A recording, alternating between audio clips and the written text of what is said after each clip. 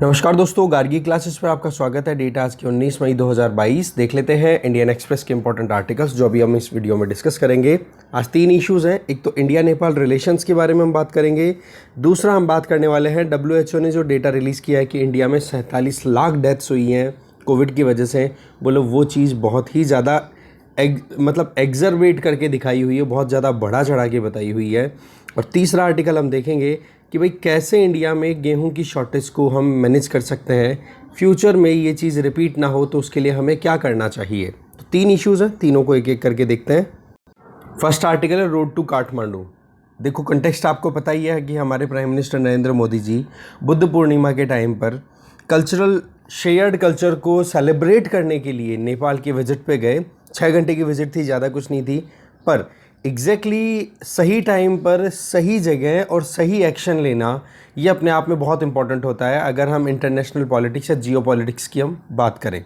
तो उस point of view से अगर देखा जाए तो नेपाल में जिस तरीके से हमारे प्राइम मिनिस्टर नरेंद्र मोदी जी गए और वहाँ पर पहले तो हिंदू रिलीजन के नाम पे जो बॉन्डिंग क्रिएट करने की कोशिश की जा रही थी, उसके बजाय अब दूसरे रिलीजन को, जो कि वाकई में बहुत इंपॉर्टेंट कॉमन सेंस का कॉमनैलिटी का शो एक करता है हमें एग्जाम्पल, तो उस चीज़ को यहाँ पर यूटिलाइज़ करना, इस चीज़ पर ज़्यादा फोकस करना बहुत इंपॉर्टेंट रहा। क्योंकि लुम्बिनी, जहाँ पर चाइना ऑलरेडी बहुत सारा पैसा खर्च कर चुका है और हमारी बॉर्डर से ज़्यादा दूर नहीं है लुम्बिनी, लगभग 10 या 12-15 किलोमीटर की रेंज के अंदर अंदर लुम्बिनी आ जाता है।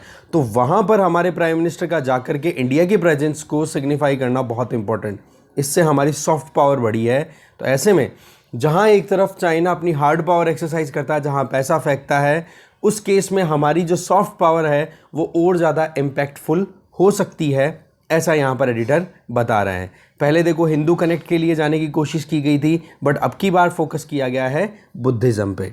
इसके अलावा अगर देखें तो चाइना देखो इंडियन बॉर्डर के बिल्कुल क्लोज में है, क्योंकि लुम्बिनी में बहुत पैसा इन्वेस्ट कर चुका है चाइना ऑलरेडी। वहाँ पर एक इंटरनेशनल एयरपोर्ट भी डेवलप कर चुका है चाइना। तो उसी केस में इंडिया और नेपाल की एंगेजमेंट को सही दिशा देना बहुत इंपॉर्टेंट था। और इसमें सबसे अच्छा काम क्या कर रही है गवर्नमेंट ऑफ इंडिया कि बुद्धिस्ट साइट्स जो भी हैं इंडिया और नेपाल में, उनको एक साथ कनेक्ट करके बुद्धिस्ट सर्किट है उसको कंटिन्यू करना। दूसरी तरफ अगर देखें कि जो गौतम बुद्धा का बर्थ प्लेस है लुम्बिनी, वहाँ पर एक तरीके से फाउंडेशन स्टोन लगा देना इंडियन मॉनेस्ट्री के लिए, इंडियन कल्चरल या बुद्धिस्ट आइडियोलॉजी की रिसर्च के लिए, बोले ये इंडियन सॉफ्ट पावर को और ज़्यादा स्ट्रांग बनाएगा इन दोनों हिमालयन नेबर्स में। दूसरा आगे बात करें तो बायलैटरल रिलेशन तो देखो बहुत ज़्यादा बढ़ेंगे। इसके अलावा ये सॉफ्ट पावर का सेगमेंट तो था ही, बाकी इंफ्रास्ट्रक्चर प्रोजेक्ट्स पर भी बहुत ज़्यादा ध्यान दिया गया है, जिसमें इंडिया नेपाल रिलेशनशिप और ज़्यादा स्ट्रांग होगी। देखो 2015 में जब नेपाल में कॉन्स्टिट्यूशन आया था, उस कॉन्स्टिट्यूशन को इंडिया ने मानने से मना कर दिया था। दूसरा, इंडिया ने वहाँ पर ब्लॉकेड लगाया था 134 डेज़ का, तो इसकी वजह से इंडिया नेपाल रिलेशन बहुत बुरे परिस्थितियों से गुजरे हैं पिछले 5-6 सालों में। उन बुरे परिस्थितियों को कवर अप करने में अभी की जो सरकार है नेपाल की, उसने बहुत ज़्यादा कोलैबोरेशन दिखाया है। क्योंकि अभी आपको पता है प्राइम मिनिस्टर ऑफ नेपाल कौन है? शेर बहादुर देउबा, जो कि नेपाली कांग्रेस के लीडर हैं, जबकि इनसे पहले KPS शर्मा और ओली शर्मा लीडर थे, वो प्रो चाइनीज़ थे, वो कम्युनिस्ट थे। तो इस केस में क्या हो गया कि कहीं ना कहीं दिल्ली को ऑप्शन ही नहीं दिख रहा था कि हम नेपाल के साथ हमारी एंगेजमेंट कैसे राइज करें। ठीक है, तो वो एंगेजमेंट अब धीरे धीरे फेवरेबल परिस्थितियों में बन रही है। दूसरा, दिल्ली जब भी कोई इंफ्रास्ट्रक्चर प्रोजेक्ट के लिए डील करता नेपाल या अपने पड़ोसी देशों के साथ में, तो वहाँ सबसे बड़ी प्रॉब्लम थी बहुत डिले हो जाता था। ठीक है, कमिटमेंट कर दिया 5 साल में काम हो रहा है, 10 साल में, 15 साल में, तो ऐसे में इमेज बड़ी ख़राब थी कि दिल्ली जो बोल रहा है ना वो काम टाइम पे नहीं होने वाला है। तो ऐसे में पिछले कुछ सालों की बात करें तो इस करंट गवर्नमेंट ने एक काम बड़ा अच्छा किया है, कमिटमेंट पूरा किया है। नेपाल में चाहे रोड हो, रेलवे हो, चाहे मेगा पावर प्रोजेक्ट हो, उनको एक्यूरेट टाइम पे जब बोला है ना, उस टाइम पे या टाइम से पहले ही कंप्लीट करके हैंड ओवर कर दिया, जिसने दिल्ली की इमेज और अच्छी की है। ठीक है, तो ये चीज़ें क्या शो करती हैं कि वाकई में इंडिया एक प्रॉमिसिंग पार्टनर के तौर पर इमर्ज होकर आ रहा है। देखो वहाँ पर एक पावर प्रोजेक्ट डेवलप करना था, वेस्ट सेती हाइड्रो पावर प्रोजेक्ट। उसमें देखो पहले तो ऑस्ट्रेलिया ने नेगोशिएशन किए थे, बट वो हो गए थे ख़त्म। फिर उसके बाद में चाइना का 3 गॉर्ज कॉरपोरेशन है, उसने वो प्रोजेक्ट डेवलप करना शुरू कर दिया। अब देखो इंडिया ने भी अपनी तरफ से कोई कमी नहीं छोड़ी है। अब Arun 3rd hydro power project, Arun जो कि कोसी रिवर की ट्रिब्यूटरी है, ठीक है, बिहार का सौर ऑफ बिहार जिसको हम बोलते हैं। तो उसमें 900 मेगावाट का हाइड्रो इलेक्ट्रिसिटी पावर प्रोजेक्ट है वो डेवलप करने की बात की जा रही है, जिसमें सतलुज जल विद्युत निगम और उसके अलावा सेंट्रल गवर्नमेंट और हिमाचल प्रदेश की गवर्नमेंट ये कोलैबोरेशन में काम करने वाली है, जिसके तहत लगभग 150 मेगावाट के लगभग बिजली नेपाल को फ्री में मिलेगी। ठीक है, इसके अलावा आप देखो कि आईआईटी मद्रास और काठमांडू यूनिवर्सिटी के बीच में कोलैबोरेशन की बात हुई है, जिससे कि जॉइंट डिग्री प्रोग्राम कंडक्ट कराया जा सके। इसके अलावा Indian council of cultural relations और बुद्धिस्ट लुम्बिनी की जो बुद्धिस्ट यूनिवर्सिटी है, दोनों के बीच में भी कोलैबोरेशन कराया गया, जिसके बेसिस पे वहाँ पर लुम्बिनी में भी डॉक्टर भीमराव अंबेडकर चेयर जो है वो स्टैब्लिश की जा रही है, जिसके बेसिस पे बुद्धिस्ट स्टडी कंडक्ट कराई जाएगी। दैट मीन्स बुद्धिज़्म पे रिसर्च करवाई जाएगी वहाँ पर। तो ऐसे में इंडिया ने अपनी स्टैब्लिशमेंट की एक्सपेंशंस बहुत ज़्यादा एक्सपेंड की है, मतलब अपनी पोजीशन और ज़्यादा एक्सपेंड की है। ठीक है, तो देखो वो वक्त था जब केपीएस शर्मा ओली की सरकार हुआ करती थी, वो हमारे बिल्कुल अगेंस्ट थे, ज़्यादा चाइना के फेवर में जाती थी, पर अभी थोड़ी परिस्थितियाँ बदली है। शेर बहादुर दाऊबा जी रिसेंटली विजिट पे आए भी थे, हमारे प्राइम मिनिस्टर भी वहाँ पर विजिट पे गए हैं। तो ये बायलैटरल विजिट्स है ना, बहुत ज़्यादा इंपॉर्टेंट हो जाती है। ठीक है, और दूसरा प्राइम मिनिस्टर नरेंद्र मोदी जी के द्वारा जो स्टेटमेंट दिया गया है कि हमारे रिश्ते हिमालय के जैसे बिल्कुल अगाढ़ हैं, तो बोले ये एस्पिरेशनल ज़्यादा है, गोल बहुत दूर है, रास्ता बहुत लंबा है, दोनों को साथ में मिलकर चलना ज़रूरी है, क्योंकि पिछले 5-6 सालों में जो गैप्स आए हैं उनको फुलफिल करना बहुत ज़्यादा ज़रूरी है। नेक्स्ट आर्टिकल अनादर टाइम अनादर क्राइसिस, आर्टिकल को लिखा है टी नंदा कुमार। देखो इनका ये कहना है कि 2006 की बात है, जब मैं सेंट्रल गवर्नमेंट की डेपुटेशन पे जॉब करने के लिए आया था एज अ ब्यूरोक्रेट, और फिर उसके बाद में मेरा ट्रांसफ़र रांची में हो गया था। सो ओवरऑल ये बताना चाह रहे हैं कि किस तरीके से 2008 का ग्लोबल फूड क्राइसिस जो आया था, वो फूड क्राइसिस इंडिया ने कैसे मैनेज किया था। बोले ये मेरी खुद की एक्सपीरियंस की हुई दास्तां है, बोलो वही चीज़ मैं आपके साथ यहाँ पे शेयर कर रहा हूँ। इनका ये कहना है कि 2006-07 की अगर बात करें तो 2006-07 के अप्रैल मार्च वही आ गया रबी क्रॉप। बोलो उस टाइम पे जो प्रोक्योरमेंट था वो टारगेट से बहुत कम हुआ था, और कितना हुआ था, केवल प्रोक्योरमेंट 9.23 मिलियन मेट्रिक टन। बोलो हमने जो सोचा था उसके कंपैरिजन में बहुत कम प्रोक्योरमेंट हो पाया था। ऐसे में बफर स्टॉक जो था वो सिर्फ मतलब जितना टारगेट था, बफर स्टॉक में भी 2 मिलियन मेट्रिक टन की कमी आ चुकी थी। तो बोले ये बहुत बड़ा एक ब्लंडर था, फूड मैनेजमेंट में एक बहुत बड़ी एरर थी। ठीक है, इसके बाद में देखें तो ये जो स्टॉक पोजीशन थी कि सरकार के पास में कितना अनाज स्टॉक में पड़ा है, या फिर दूसरी तरफ कि सरकार ने जो एस्टिमेट लगाया कि भाई कितना अनाज उपज हो जाएगा सीजन में, कितना हम खरीदने वाले हैं, बोलो दोनों में मिस्टेक हो गई थी। एक तो देखो सेंट्रल गवर्नमेंट जो अपने पास में स्टॉक बना करके रखती है, अपने गोडाउन्स में रखती है, उनका क्रिटिसिज्म बहुत ज़्यादा हो जाता है कि भाई गवर्नमेंट के पास में overloaded food corporation of India के गोडाउन्स पड़े हैं, बहुत क्रिटिसिज्म हो जाता है। और ये कहते हैं कि भाई जो टैक्स पेयर्स हैं उनका पैसा है बहुत बुरे तरीके से ख़राब किया जाता है सरकार के द्वारा। तो बोले इस तरीके से क्रिटिसिज्म कर दिया जाता है, और गवर्नमेंट उस पॉइंट को जब कंसिडर करती है तो ये होता है कि जो फूड कॉरपोरेशन ऑफ इंडिया के पास में जो एक्सेस में थोड़ा बहुत भी अनाज होता है ना, तो उसको या तो एक्सपोर्ट कर देती है या मार्केट में रिलीज़ कर देती है गवर्नमेंट। तो इससे क्या हो गया, अपने आप में स्टॉक रिड्यूस हुआ कि नहीं। बोले यही चीज़ पहले हुई थी 2006 के टाइम पे, 2006 का ये जो प्रोक्योरमेंट हुआ उसके पहले 2004-05 में, और यही चीज़ अभी देखने को मिल रही है। राइटर का ये कहना है कि प्रोक्योरमेंट जो था वो खरीदारी जो थी सरकार के द्वारा की जाने वाली वो भी कम हो गई थी। जैसे कि 20.6 मिलियन मेट्रिक टन अनाज खरीदा जाना था, ठीक है, उसके कंपैरिजन में बोले 15.8 मिलियन मेट्रिक टन पे ही आ गए थे 2003-04 में, जो कि 2004-05 में और भी कम हो गई थी, और 2005-06 में 14.8 मिलियन मेट्रिक टन तक ही आ गया था। इसका मतलब सरकार ने एक तरफ तो एफसीआई के पास में जो एक्सेस में स्टॉक था उसको बेच दिया, और दूसरा क्या कर दिया कि खरीदारी को कम कर दिया। तो इसी के चलते फिर रिजल्ट के तौर पे स्टॉक क्राइसिस है वो आ जाता है, जब पता पड़ता है कि इंडिया जो खुद को फूड सरप्लस बोल रहा था 2000s में, ये बोल रहा था कि वर्ल्ड को हम फीड करेंगे, वहाँ पर खुद के पब्लिक स्टॉक गवर्नमेंट के पास में जो स्टॉक थे वो रिड्यूस हो गए, डिप्लीट हो गए। तो ऐसे में प्रॉपर एस्टिमेशन नहीं लगाया गया, प्रॉपर कैलकुलेशन नहीं लगाई गई कि भाई क्या क्या इश्यूज क्रिएट हो सकते हैं गेहूं की या ग्रेन की अवेलेबिलिटी में। दूसरा, आज की परिस्थिति में हम देखें तो आज तो क्लाइमेट चेंज के बारे में, हाई टेम्परेचर के बारे में हमारे पास में इंस्ट्रूमेंट्स अवेलेबल हैं, आज तो हम मेजर कर सकते हैं ना, पर 2005-6 के टाइम पे ये इंस्ट्रूमेंट्स प्रॉपर काम करने वाली चीज़ें थी ही नहीं, जिससे कि एस्टिमेशन लगाया जा सके कि भाई ग्रेन जब बनेगा मार्च मंथ में तो वो जो दाना बनता है गेहूं का, है ना, उसके फ्लावर में, तो बोलो वो कितनी साइज़ का होगा, क्या वेट हो जाएगा, तो वो चीज़ें वहाँ पर इतनी ज़्यादा कैलकुलेटिव नहीं थी जो कि आज अवेलेबल है टेक्नोलॉजी। तो बोलो उन पर ध्यान देना बहुत ज़्यादा ज़रूरी था उस टाइम पर। ये क्लाइमेट चेंज जो है वो 21st सेंचुरी में अपने असर लगातार दिखाते चला जा रहा है। फिर लास्ट में बता रहे हैं कि और एक और इम्पॉर्टेंट गेम चेंजिंग पॉइंट था कि जो डिपार्टमेंट ऑफ फूड जो था उसने ओवर कॉन्फिडेंस शो किया कि हमारे पास में अच्छी खासी क्वांटिटी में प्रोक्योरमेंट हम कर लेंगे। मतलब ये स्टॉक रिड्यूस हो गया, प्रोक्योरमेंट आपने कम किया और ये एक्सपेक्ट कर लिया कि भाई अब की बार प्रोडक्शन अच्छा हो जाएगा, पर रिजल्ट ये निकलता है कि वहाँ पर डिपार्टमेंट ऑफ फूड ने एक्सेस में जो भी स्टॉक अवेलेबल था, बोलो ओल्ड स्टॉक अवेलेबल है, गेहूं पुराने हो गए तो बोले इनको बेच देते हैं, फिर नया जो अनाज आएगा तो नया खरीद लेंगे। तो उन्होंने ओल्ड स्टॉक जो था लगभग 75 मिलियन मेट्रिक टन से एक्स्ट्रा जो भी था ना, ये जितना भी था उसको सारे को बेच दिया। और फिर उसके बाद में पता पड़ा कि फसल है वो बर्बाद हो गई थी। वो टाइम वो था जब ज़बरदस्त सूखा पड़ा था, ड्रॉट्स आए थे इंडिया में, ठीक है। तो ऐसी परिस्थितियों में फिर बाद में बर्बादी हो गई थी बहुत ज़्यादा, ठीक है।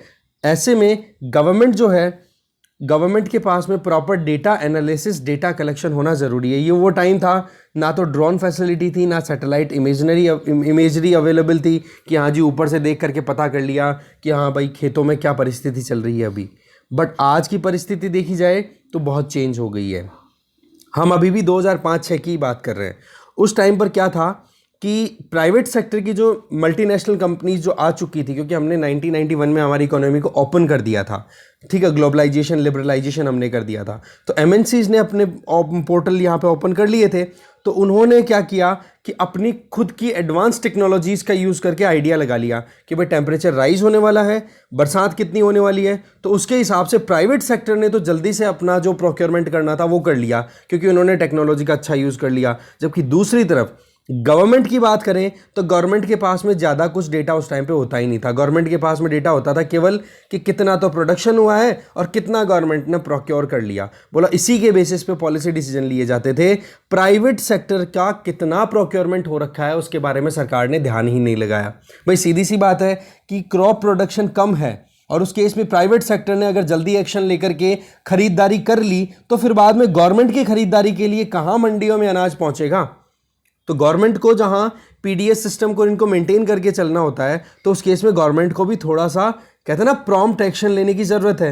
अब की बार आपने न्यूज़ भी देखी होगी कि फार्मर्स ये कह रहे हैं कि भाई हमारे खेतों में आकर के हमारे अनाज को लेके चले गए लोग, तो वो कौन थे? प्राइवेट सेक्टर ही तो था, जिन्होंने एडवांस एस्टिमेट कर दिया कि अब की बार शॉर्टेज होने वाली है, कि वो पहुंच गए जल्दी से।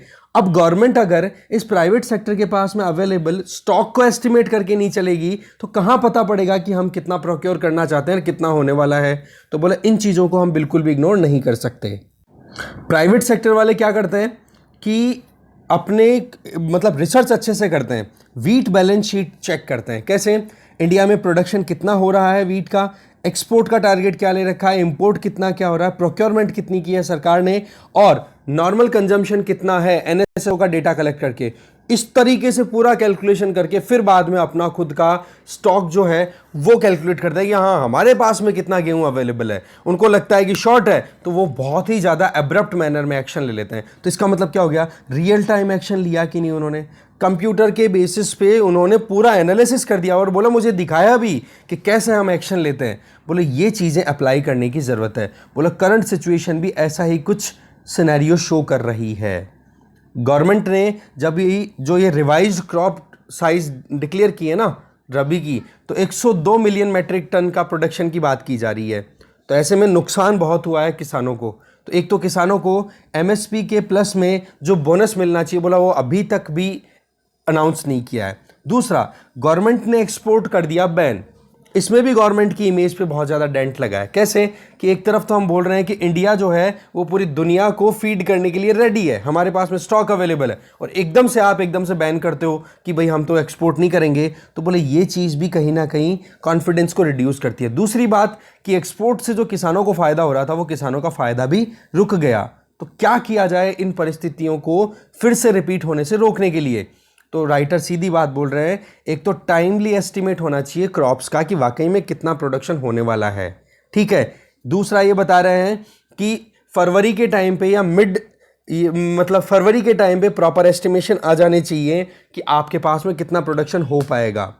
फिर राइटर बोल रहे हैं कि फूड मैनेजमेंट इस तरीके से होना चाहिए जिससे कि आप मार्च मंथ स्टार्टिंग होना उसी टाइम पर आपके पास में एकदम क्लियर पिक्चर आ जाए। इसका मतलब डेटा एनालिसिस होना बहुत ज़्यादा ज़रूरी है। डेटा एनालिसिस के लिए क्या है, जैसे हमारे पास में the national crop forecasting system available है जिसको हम बोलते हैं फसल सॉफ्ट, ठीक है। बोला इसको रीसेट करो, इसमें जो भी कमियां हैं खामियां हैं उनको करेक्ट करो जिससे कि प्रॉपर मैनर में डेटा कलेक्ट हो। डेटा कलेक्शन के लिए क्या यूज़ किया जा सकता है, ड्रोन और आर्टिफिशियल इंटेलिजेंस बेस और ब्लॉकचेन टेक्नोलॉजी का यूज़ करो आप, जिन टेक्नोलॉजीज़ की बात हम कर रहे हैं। बोले इनको क्यों ना आप सैंपल वे में अप्लाई करके और इनको अप्लाई करके फिर बाद में रिसर्च करो, पता पड़े कि पहले से कैलकुलेट कर सके। जब टेक्नोलॉजी अवेलेबल हो तो उसका यूज़ क्यों नहीं किया जा रहा है। साथ में एक करेक्ट एस्टिमेशन लगना ज़रूरी है कि वाकई में हमारे यहाँ पर कितना प्रोडक्शन हो रहा है, कितने, और टाइमली होना चाहिए। फिर उसके बेसिस पे गवर्नमेंट प्लान करे। तो जब रिलायबल डेटा कलेक्शन होगा ना, वही एक इंपॉर्टेंट पॉलिसी मेकिंग के लिए बेस तैयार कर पाएगा। इसमें एक मैंडेटरी प्राइस रिपोर्टिंग भी होनी चाहिए। इसका मतलब कि भाई मार्केट में डिमांड कितनी है, सप्लाई कितनी आ रही है, तो उसके हिसाब से प्राइस का मूवमेंट होना चाहिए, ठीक है। ऐसा भी नहीं होना चाहिए कि कंज्यूमर बिल्कुल नुकसान में चला जाए, ऐसा भी नहीं होना चाहिए कि फार्मर के बारे में आप सोच ही नहीं रहे हो। तो ऐसे में एक स्टॉक के बारे में जब आपको पता पड़ेगी गवर्नमेंट के पास में कितना माल है, प्राइवेट सेक्टर के लोगों ने कितना प्रोक्योर कर लिया, प्रोडक्शन कितना आने वाला है, तो इन चीज़ों को जब आप टेक्नोलॉजी बेसिस पे एनालाइज करोगे तो आपको एक्यूरेटली पता पड़ जाएगा और उसी के बेसिस पे आप पॉलिसी फॉर्मुलेट करो। इसके अलावा गवर्नमेंट जो है वो प्राइवेट स्टॉक के बारे में अवेयर हो तो बहुत अच्छी बात रहेगी, जिससे कि वो एग्रीगेटेड मैनर में कैलकुलेट कर सके। साथ में इसके लिए क्या किया जा सकता है, एक लीगल बैकिंग लाने की जरूरत है। दैट मीन्स कोई पार्लियामेंट में कानून या जो एग्जिस्टिंग लॉज है उनमें अमेंडमेंट लाया जाए जिससे कि ये मैंडेटरी कर दे कि भाई जिसके पास में जितना स्टॉक भी अवेलेबल है, वेयर हाउसेस में जो भी अवेलेबल है, वो ओपन करे सबके सामने कि हमारे पास में इतना अनाज पड़ा है। तो ऐसे में गवर्नमेंट उसके हिसाब से रेगुलेट कर सके, ट्रांसपेरेंसी लाने की ज़रूरत है। साथ में राइटर ये बोल रहे हैं कि बोला फ्यूचर मार्केट में हमें ऑपरेट करने की ज़रूरत है। फ्यूचर मार्केट क्या होता है, एक तरीके का स्टॉक एक्सचेंज का ही तरीका होता है जिसमें क्या होता है कि जो कमोडिटीज़ हैं उनके ऊपर आप डील आज कर लेते हो और बोल देते हो कि हम उस दिन या उस साल में यह इतना हम अनाज खरीद लेंगे। तो इस तरीके से डील जो हो रही है वो आज हो रही है और खरीदारी और लेनदारी देनदारी जो है वो होगी कब, फ्यूचर में। तो बोला इस मार्केट को हमें एक्सप्लोर करने की ज़रूरत है, जबकि ब्लेम उल्टा किया जा रहा है फ्यूचर मार्केट को कि फ्यूचर मार्केट के चलते महंगाई बहुत ज़्यादा बढ़ गई। बट राइटर बोल रहे हैं कि इसको अच्छे से यूज़ ही नहीं किया गया है हमारे यहाँ पर। गवर्नमेंट को प्रॉपर यहाँ पर यूटिलाइज करने की ज़रूरत है। इसके लिए एक रोबस्ट सिस्टम भी यूज़ किया जाए, जैसे ड्रोन है, सैटेलाइट है, ग्राउंड बेस्ड डेटा अवेलेबल है, वेदर मॉनिटरिंग कंडीशन हमारे पास अवेलेबल है, जैसे टेम्परेचर कितना है, हवा में मॉइस्चर कितना है, कम है कि ज़्यादा है, इन चीज़ों पर ध्यान दिया जाए ना तो बोला आसानी से ये चीज़ कैलकुलेट करना पॉसिबल हो सकता है। इसका मतलब जो टेक्नोलॉजी से रिलेटेड या डेटा से रिलेटेड हम बातचीत करते हैं ना, बोलो उसको इम्प्लीमेंट करो तो ही काम होगा। गवर्नमेंट को इन्फॉर्मेशन एक्यूरेटली रिक्वायर्ड होनी ज़रूरी है, मतलब रिक्वायर्ड है और वो अवेलेबल होनी चाहिए, तब जा करके सही से पूरा मैनेजमेंट हो पाएगा। और इसके लिए सॉफ्टवेयर का यूज़ बनाया जा सकता है, जैसे हमने अभी देखा कि किस तरीके से हमारे पास में सॉफ्टवेयर अवेलेबल है जिसका नाम है फसल सॉफ्ट। उसको अगर हम सही तरीके से इम्प्लीमेंट कर दें तो एल्गोरिदम्स इस तरीके से बनाई जाए, मतलब ओवरऑल टेक्नोलॉजी का यूज़ करो। ठीक है, आगे चलते हैं। लास्ट आर्टिकल है WHO's gone wrong।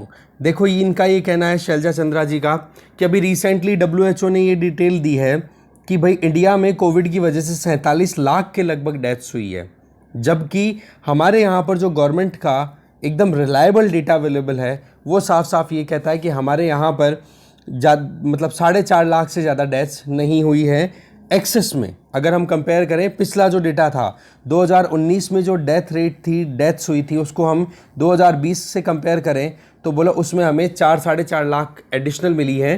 बोला इसके अलावा कुछ नहीं है। ठीक है, फिर राइटर ये बोलना चाह रही हैं कि WHO ने जो अभी डेटा रिलीज़ किया है, बोला उनमें से जितने भी स्कॉलर्स थे, जो भी एनालाइजर्स थे, बोला उन लोगों ने किसी ने भी रजिस्ट्रार जनरल ऑफ इंडिया के साथ में एंगेजमेंट नहीं रखी। साथ में ये भी बताया कि जो सिविल रजिस्ट्रेशन सिस्टम है CRS, उससे भी कोई प्रॉपर एक एंगेजमेंट नहीं रखी। जबकि हमारे यहाँ पर प्रॉपर डेटा कलेक्शन का काम कौन करता है? गवर्नमेंट एजेंसीज ही करती है। उसके लिए registration of birth and deaths act 1969 available है, जो कि कॉन्करेंट लिस्ट है हमारे कॉन्स्टिट्यूशन के 7th शेड्यूल में, उसके अंडर में दिया हुआ सब्जेक्ट है, उसके बेसिस पे ये लॉ बनाया गया है। तो बोला हर कुछ थोड़े ना है ये लॉ। आप किस तरीके से स्टेट को बिल्कुल इग्नोर कर सकते हो कि भाई कि आपका जो डेटा है वो बिल्कुल सही तरीके से कलेक्टेड नहीं है, जबकि WHO ने जो डेटा कलेक्ट किया उसमें गवर्नमेंट एजेंसीज के साथ में कोई कोलैबोरेशन नहीं किया। तो बोला आप यहाँ पर ये चीज़ क्लियर समझो कि किस तरीके से WHO ने मैथमेटिकल या फिर जो सिमुलेशन वाले मॉडल्स सॉफ्टवेयर हैं उनका यूज़ किया है, केवल उसके हिसाब से कैलकुलेशन करके, और बता दिया कि हाँ भाई इंडिया में 47 लाख डेथ्स हुई हैं कोविड की वजह से। इसके अलावा राइटर ये बोलना चाह रही हैं कि हमारे यहाँ पे जो चीफ रजिस्ट्रार होता है, देखो ये होम मिनिस्ट्री के अंडर आती है, ठीक है, चीफ रजिस्ट्रार होता है ना, वो हर साल पूरा डेटा अच्छे से कंपाइल करते हैं, जिसमें बर्थ कितने हुए हैं, डेथ कितने हुए हैं, और उससे भी रिलेटेड ये जब SRS जो होता है जिसमें रजिस्ट्रेशन होता है, ठीक है, सैंपल रजिस्ट्रेशन की हम बात करें तो उसमें और डिटेल दी जाती है कि डेथ का कॉज क्या है, बोलो वो और चीज़ें हम एकदम एक्यूरेटली बताते हैं। तो डेटा स्टेट्स के लेवल पे इकट्ठा किया जाता है और वो फिर भेजा जाता है किसको? रजिस्ट्रार जनरल ऑफ इंडिया को, और फिर वो डेटा कलेक्शन करके फिर पब्लिकेशन देते हैं कि कितने बच्चों की डेथ, कितने बच्चे पैदा हुए और कितने जनों की डेथ हुई है। तो बोले ये जो चीज़ है, ये चीज़ थोड़ी समझने वाली ज़रूरत है कि जब हमारे पास में लीगल बैकिंग अवेलेबल है, सरकार ने प्रॉपर मैनर में सारे सिस्टम बना रखे। आज के टाइम पे तो टेक्नोलॉजी यूज़ करते हैं। आज के टाइम पे आप देखो लोगों में अवेयरनेस कितनी ज़्यादा है, डिजिटलाइजेशन कितना ज़्यादा हो चुका है, बोले उसके बावजूद आप ये कहते हो कि हाँ इंडिया ने जितना एस्टिमेट किया उसका 10 गुना ज़्यादा लोग मरे हैं। बोले ये बात ठीक नहीं है आपकी, ठीक है। इसके अलावा आप देखो हमारे यहाँ पर डेथ जब होती है तो डेथ सर्टिफिकेशन के लिए जाना होता है, तो ऐसे में medical certification of the cause of deaths, ये सिस्टम हमारे पास अवेलेबल है, जिसमें सीधा ये रजिस्टर किया जाता है कि भाई डेथ का कारण क्या है, कोविड की वजह से हुई है, कोई दूसरी बीमारी की वजह से हुई है, या उम्र की वजह से हुई है। ये बात ठीक है कि अभी भी ये चीज़ें रजिस्ट्रेशन वाली डेथ रेट या डेथ रजिस्ट्रेशन वाला जो सिस्टम है वो अर्बन एरियाज़ में अच्छा खासा काम कर रहा है, या फिर वो हॉस्पिटल जो नोटिफाइड है उन हॉस्पिटल से डेटा हमें मिल जाता है, ठीक है। पर फिर भी हमारे पास में जो डेटा अवेलेबल है उसको आप इस तरीके से डिफाइन नहीं कर सकते हो कि आपके मैथमेटिकल मॉडलर्स का यूज़ किया और आपने ये बोल दिया कि इंडिया में बहुत ज़्यादा डेथ्स हुई है। बोले ये बहुत ही ज़्यादा एक तरीके से एग्जेजरेट करके बताने वाली बातें हैं। इसके अलावा बताया जाए तो डेथ डेटा की बात करें तो CRS जो डेटा है वो क्या शो कर रहा है कि लगभग 6% डेथ है वो बढ़ के मिली है, किसमें? महाराष्ट्र में, बिहार में, गुजरात, वेस्ट बंगाल, आंध्र प्रदेश, तमिलनाडु, कर्नाटका।